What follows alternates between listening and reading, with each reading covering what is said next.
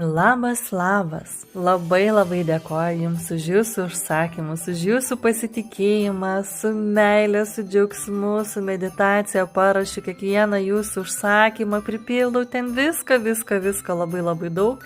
Ir labai gera jau laukti Jūsų atsiliepimų. Tik nepamirškite, kad 3 mėnesius nuo savo kristalų dabar nevalysime, nes jie krauti Jums su meditacija. Na, o čia trumpai peržvelgsime Jūsų užsakymus. Tai yra lepidolito bokštelis, labai daug bokštelių ir sferų, rutuliukų, kaip jūs vadinate, yra elektroniniai parduotuviai, labai daug nuolaidų yra. Lepidolito taipogi yra ir apyrankė tiems, kam reikia nuotaikų stabilizatorius, tam, kam reikia ramybės, tas, kas galbūt turi priklausomybių, ypatingai vyrams ar ne.